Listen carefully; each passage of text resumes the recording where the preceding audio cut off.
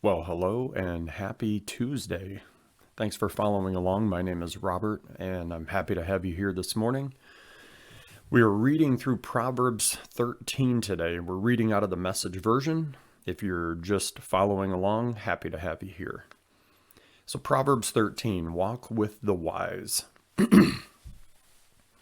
Intelligent children listen to their parents. Foolish children do their own thing. The good acquire a taste for helpful conversation. Bullies push and shove their way through life. Careful words make for a careful life. Careless talk may ruin everything. Indolence wants it all and gets nothing. The energetic have something to show for their lives. A good person hates false talk. A bad person wallows in gibberish. A God-loyal life keeps you on track. Sin dumps the wicked in the ditch. A pretentious, showy life is an empty life. A plain and simple life is a full life. The rich can be sued for everything that they have, but the poor are free of such threats. The lives of good people are brightly lit streets. The lives of wicked are dark alleys. Arrogant know-it-alls stir up discord, but wise men and women listen to each other's counsel. Easy come, easy go, but steady diligence pays off. Unrelenting disappointment leaves you heartsick, but a sudden good break can turn life around. Ignore the word and suffer. Honor God's commands and grow rich. The teaching of the wise is a fountain of life, so no more drinking from death-tainted wells. Sound thinking makes for gracious living, but liars walk a rough road. A common-sense person lives good sense.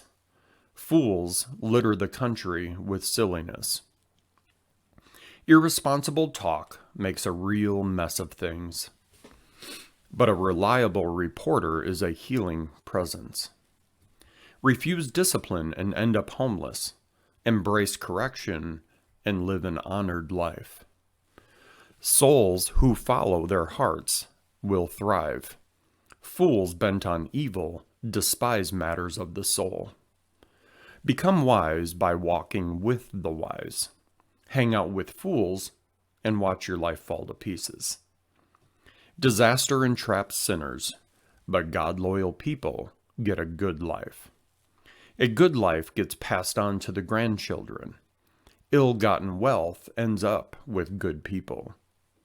Banks foreclose on the farms of the poor, or else the poor lose their shirts to crooked lawyers. A refusal to correct is a refusal to love. Love your children by disciplining them. An appetite for good brings much satisfaction, but the belly of the wicked always wants more.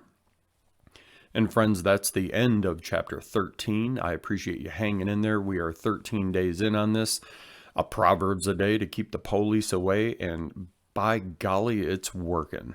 So I appreciate you following along and all the comments. The one verse that stood out to me was right at the end. An appetite for good brings much satisfaction, but the belly of the wicked always wants more.